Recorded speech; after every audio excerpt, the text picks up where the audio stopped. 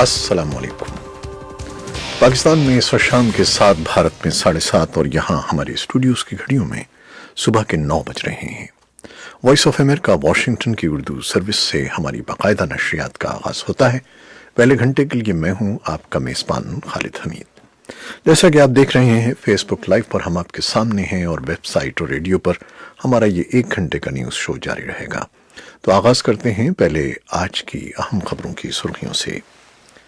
एशियाई तरक्याती बैंक ने पाकिस्तान को बजट सपोर्ट फंड की मद में $1 अरब देने की मंजूरी दे दी है, जबकि तवानाई के शोबे में खसारे पर काबू पाने और इस्लाहात के लिए भी $300 मिलियन फराहम किए जाएंगे। पाकिस्तान में नए सूबों के क़याम से मुताल्लिक काफ़ी अरसे से बहस चली आ रही है। इस पर इत्तेफाक राय हासिल करने के लिए नई कोशिशों का आगाज़ किया गया है। आज जुमे को पाकिस्तान के सबसे बड़े अंग्रेजी रोजना में डॉन अखबार के इस्लामाबाद ब्यूरो का घेराव करके मुजाहिरीन ने डॉन मीडिया ग्रुप के खिलाफ नारेबाजी की और एहतजाज के दौरान डॉन अखबार की कापियां भी नजर आतिश की गईं। शिमाली अफगानिस्तान में हुकूमत की सिक्योरिटी फोर्सेस और तालिबान के दरमियान झड़पों में दोनों जानिब के 20 लड़ाका हलाक हो गए हैं। भारत की पुलिस ने हैदराबाद रेप केस के गिरफ्तार 4 मुलजिमान को मुकाबले के बाद हलाक कर दिया है। नई दिल्ली की जानिब से भारत के ज़ेर इंतजाम कश्मीर की आईनी हैसियत में तब्दीली को 4 माह हो गए हैं। अमेरिका ने इंदिया दिया है कि मशरिक़ वस्ता में ईरान की जानिब से पैदा करदा खतरे का मुकाबला करने के लिए मजीद फौज भिजवाने पर गौर किया जा रहा है। ऑस्ट्रेलिया की रियासत न्यू साउथ वेल्स के जंगलात में 150 मकामात पर लगी आग के बाइस हुक्काम ने खदशा जाहिर किया है कि यह आग मुल्क के सबसे बड़े शहर सिडनी को अपनी लपेट में ले सकती है। और सदर इमानुएल मैक्रों की जानिब से पेंशन निज़ाम में तजवीज़ करदा इस्लाहात के खिलाफ जुमेरात को फ्रांस में जो मुल्कगीर हड़ताल शुरू हुई थी, वो जुमे को दूसरे रोज भी जारी है। ईरान के साथ जौहरी मुआहदे में शामिल दुनिया की 5 बड़ी ताकतें जुमे के रोज वियना में ईरानी ओहदेदारों से मुज़ाकरात के लिए जमा हो रही हैं। और अमरीका के ऐवान नुमाइंदगान की स्पीकर नैंसी पेलोसी ने मुआख़ज़े की तहरीक को बाज़ाब्ता शक्ल दे दी है। और अमरीकी ऐवान नुमाइंदगान की जानिब से सदर ट्रंप के खिलाफ महीनों से जारी मुआख़ज़े की तहक़ीक़ात की लड़ाई के बाद व्हाइट हाउस रिपब्लिकन के कंट्रोल वाली सेनेट में मुमकिना समाअत के लिए अवामी सतह पर तैयारियां कर रहा है। ये थी सुर्खियां, तफसील कुछ देर के बाद।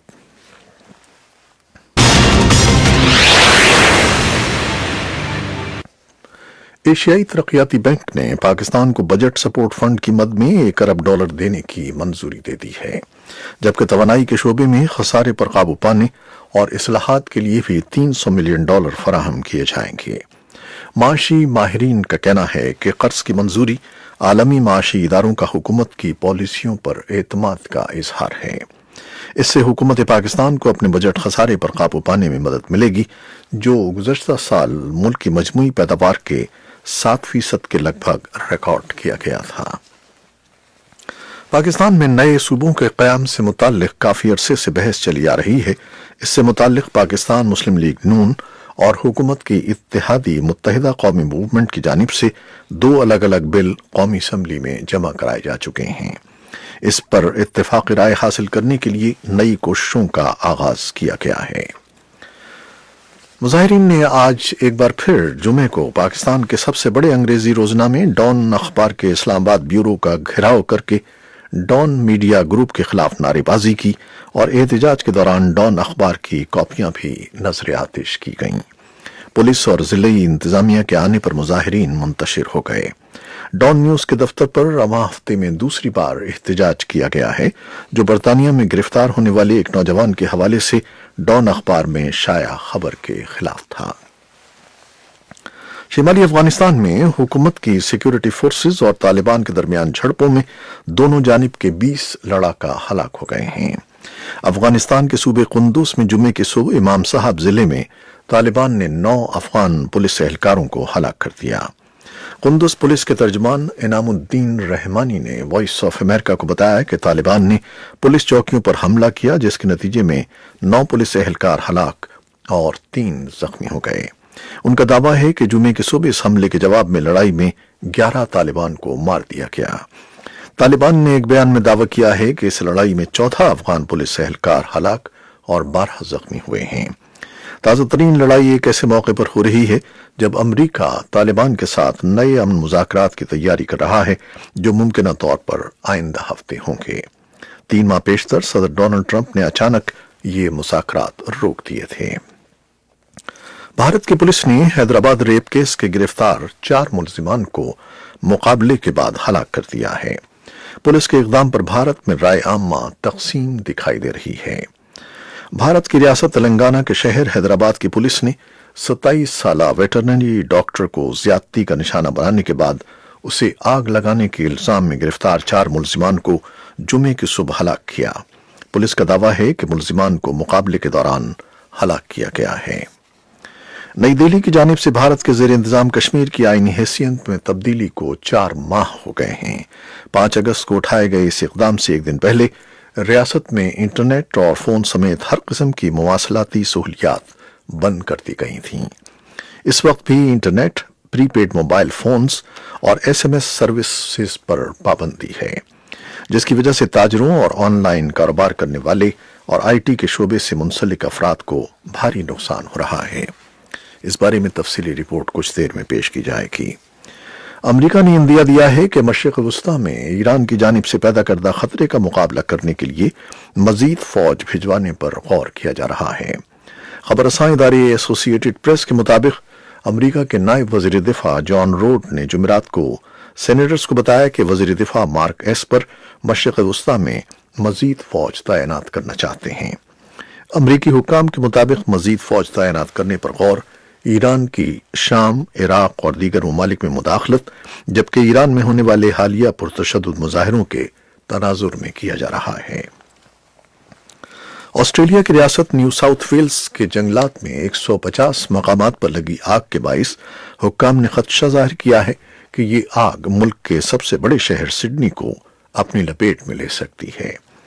آسٹریلیا میں نومبر کے پہلے ہفتے میں جنگلات میں بھڑکنے والی آگ نے اب بھی ریاست نیو ساؤتھ ویلز کے علاوہ وکٹوریا، جنوبی آسٹریلیا اور کوئنز لینڈ کے جنگلات کو لپیٹ میں لے رکھا ہے۔ آگ سے اب تک 4 افراد ہلاک اور 680 سے زائد مکانات تباہ ہو گئے ہیں۔